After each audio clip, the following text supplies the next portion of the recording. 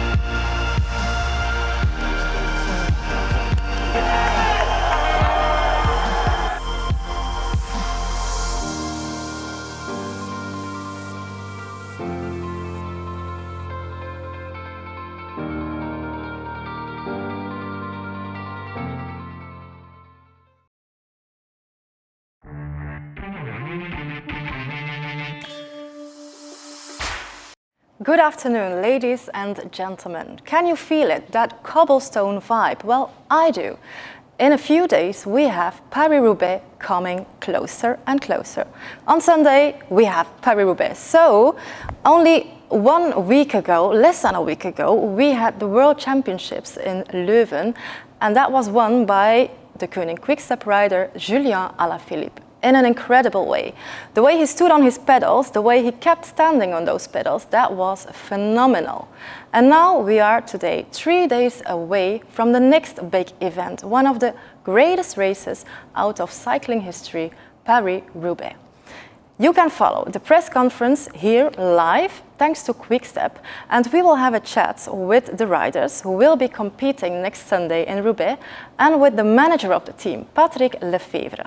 Patrick and his team won Paris-Roubaix already 13 times, Patrick. That's a lot. That's a lot. Did you know 13? Well, I'm not so good at statistics. No, I think you have.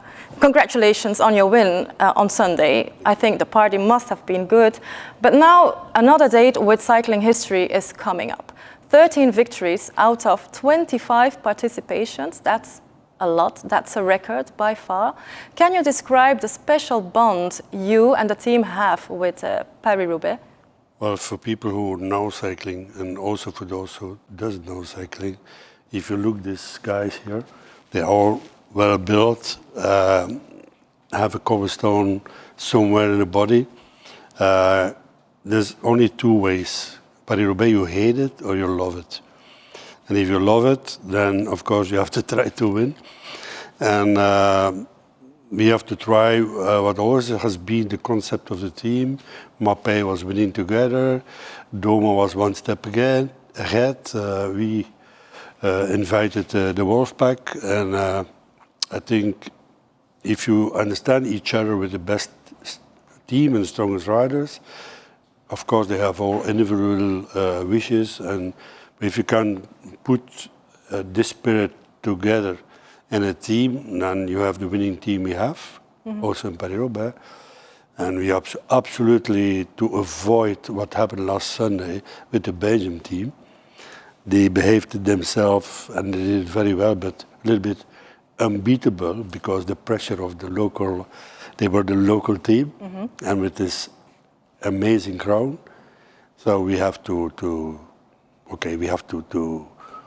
have the responsibility to take the race in the hands, but not too euphoric.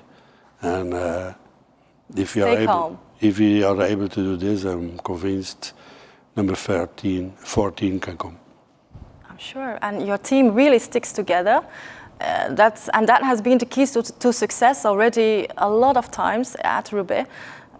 So maybe it's time, ladies and gentlemen, to present to you the lineup for Paris-Roubaix 2021.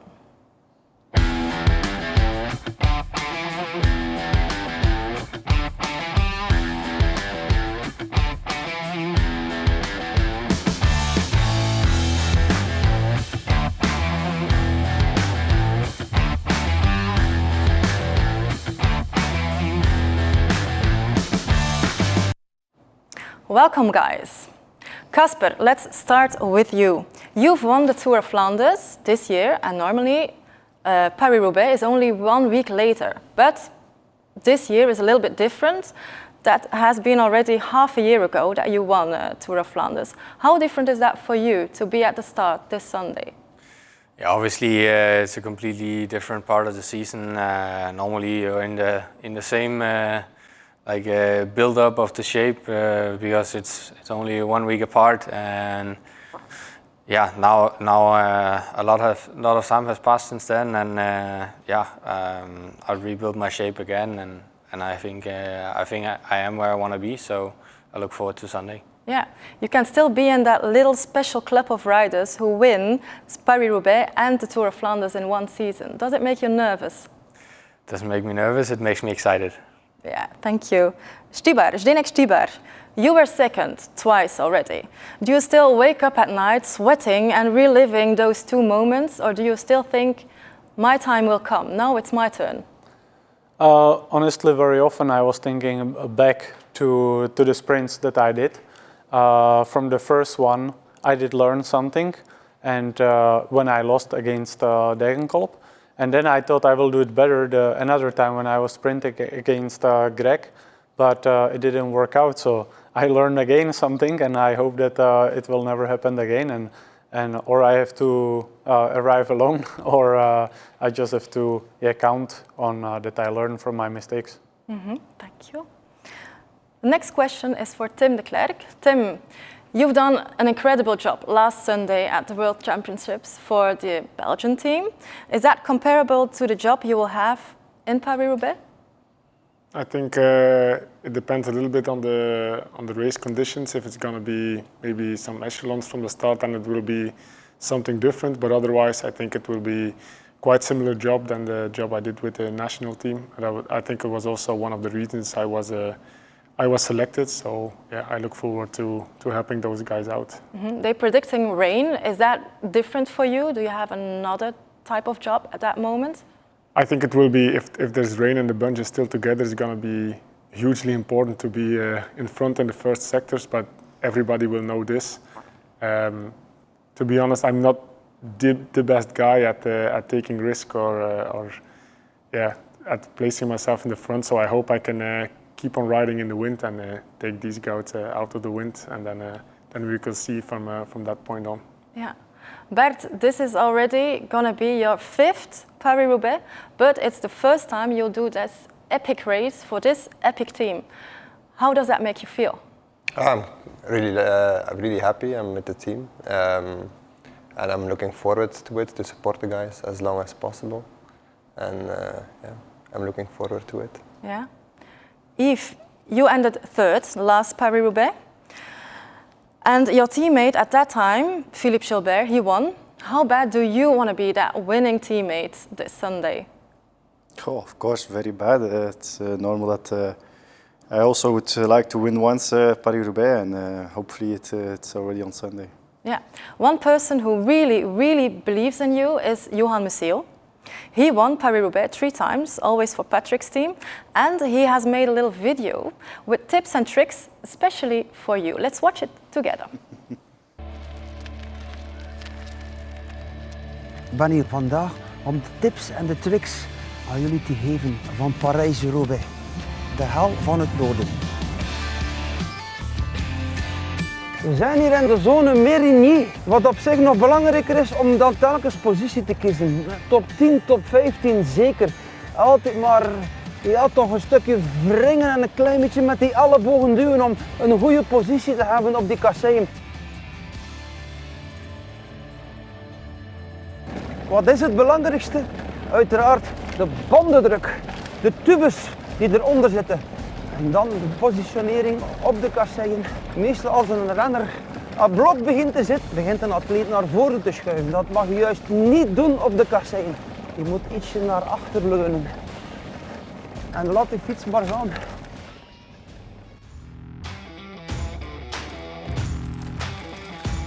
Het bos van Wallers, de strook der stroken. Hier gebeurt het. Hier moet je echt vooraan zitten. Positionering, dat is ook Parijs-Roubaix.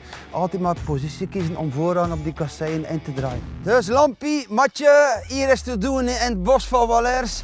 Maak dat je de eerste zit, hou ze geven en heb de velodroom kom in Roubaix met tanden in de lucht. En Lampie gewoon.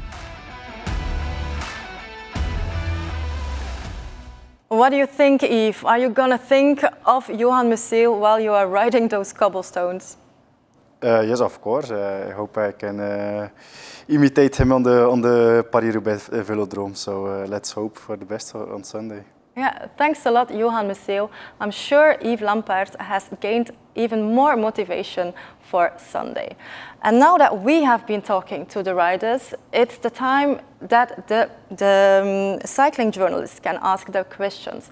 So let's move over to the Q&A part of this press conference with the press officer of the team, Pauline Farazijn. I would say, shoot away. Thank you, Ine. For who has a question, you can raise your hand in the Zoom. So, who wants to ask the first question? Yes, Jim Cotton, I will give you the word. Yes, Jim?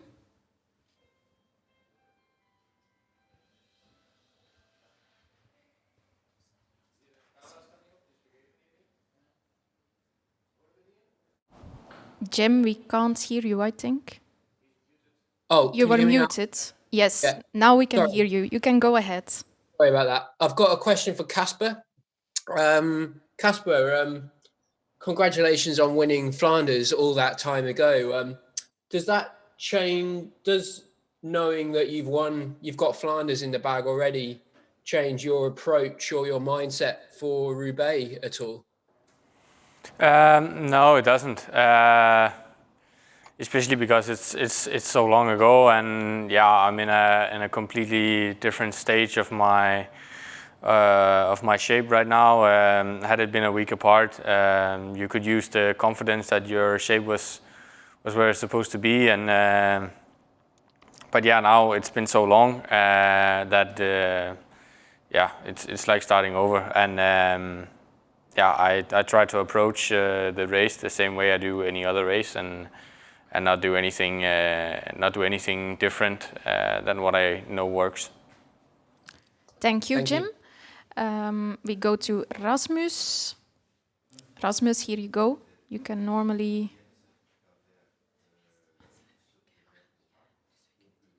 ask your question. Yep. Okay. Thank you. Actually, another question for Casper. So here we go. Casper, you were sick at the World Championships. Are you okay after that, or will it affect you ahead of the Sunday's race? No, I don't think it will. I had a bit of a stomach bug, and unfortunately, it hit me during the night from Saturday to Sunday. But yeah, since Tuesday, I felt fine again, and it hasn't affected me this week. So I think my preparation has gone as it should be, and yeah, I don't expect it to influence Sunday's race. Thank you, Casper. I don't see any hands anymore, but I think they're... Yes, I see now. Okay, Guy, we go to you.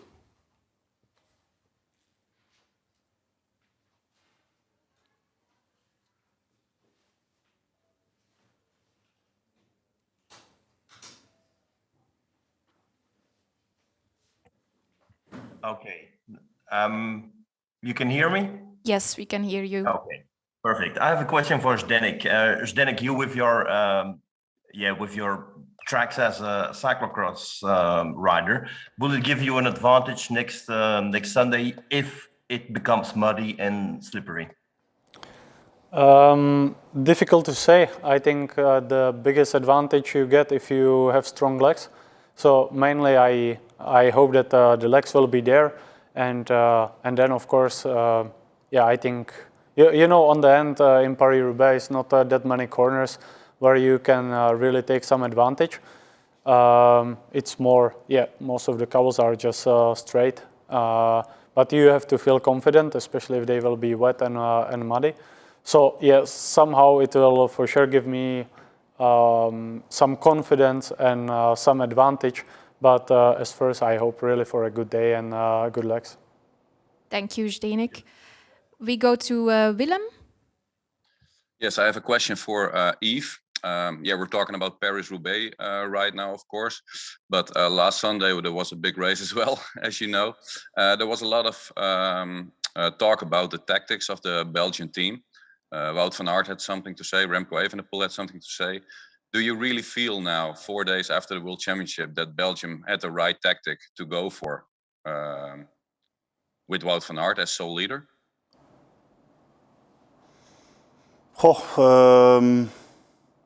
Yeah, of course. We better had won the race than we had the best tactic, but now, yeah, we do. I think we did a good race. But in the end, we were there with 3 guys on 70 riders. And if Wout had the legs, he could win the race, but now he didn't. So wrong tactic afterwards.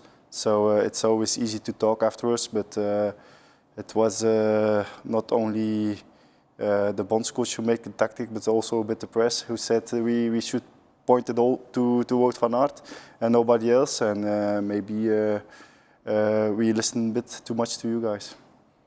Well, thank you. Thank you, Yves.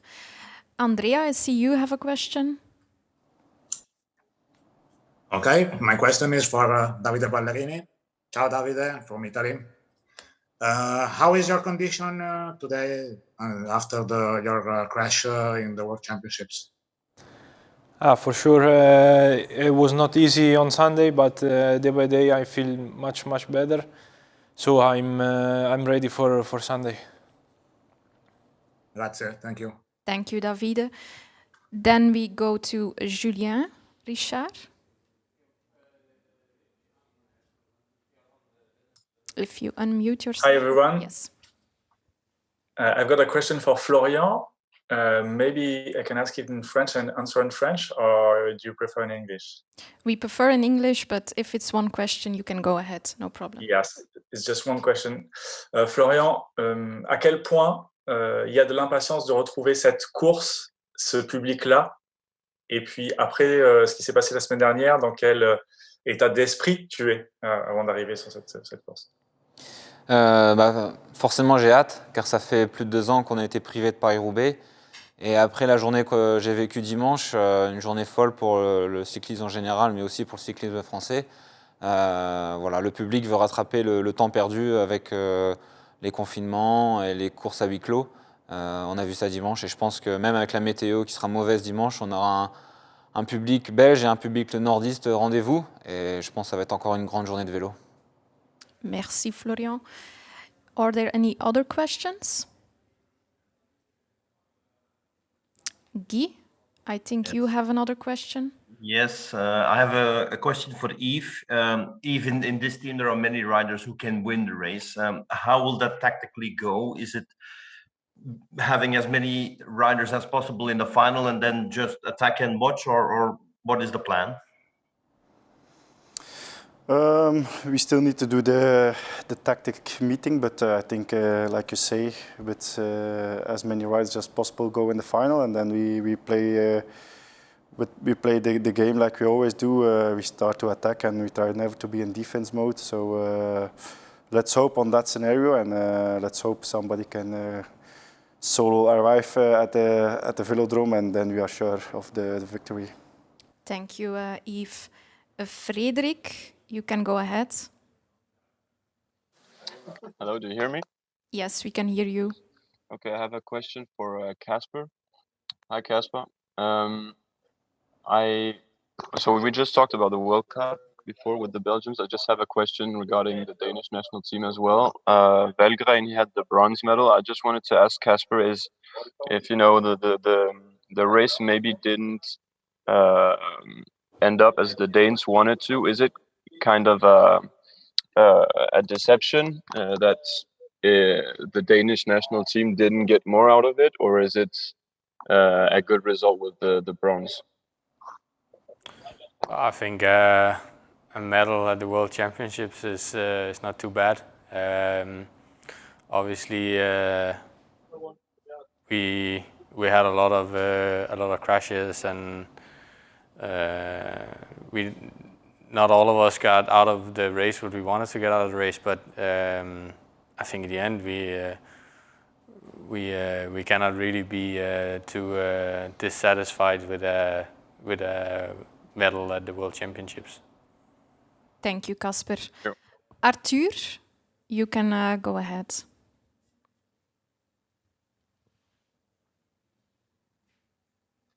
You are still muted. Yes, now we can hear you. Hello, everyone. Got a question for Florian. We know Paris-Roubaix is the race you love, coming from the north. You won several races before that. Would you say that you're coming to the race in the best shape you ever had before? I don't know.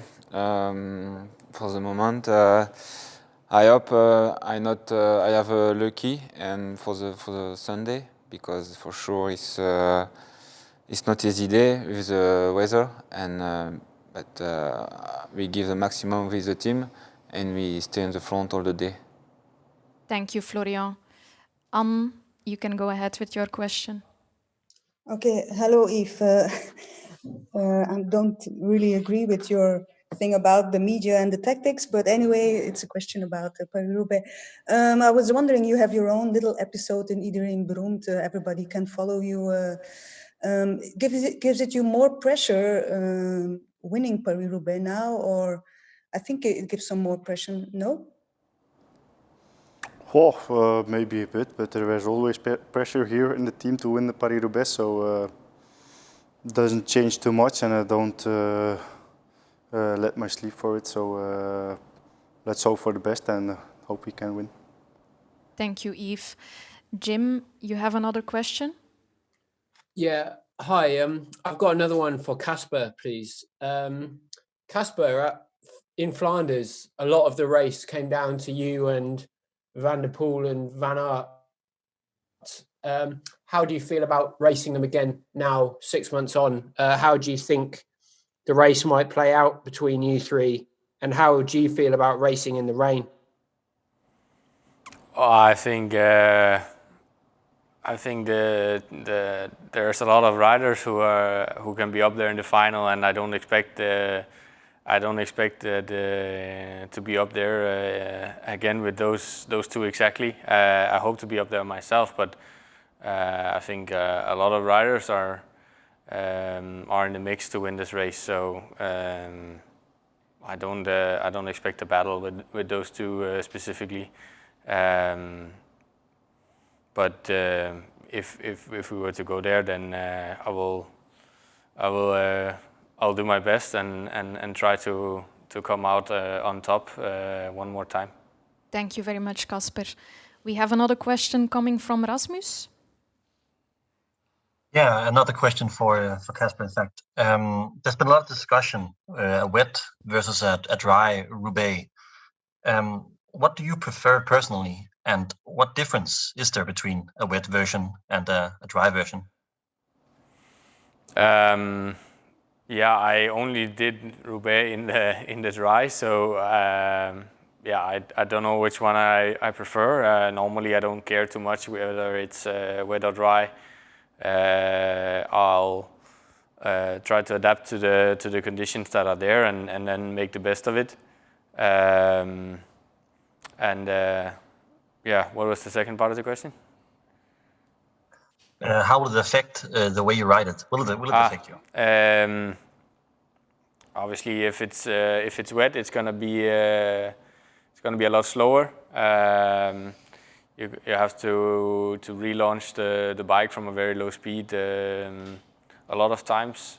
Where in the dry you can carry the speed a bit more through the corners. So the wet is of course gonna make it a lot harder, and you also have the element of crashes, which for sure is gonna be much higher in the rain. So that's something you have to stay clear of as well, and always have to ride in the front.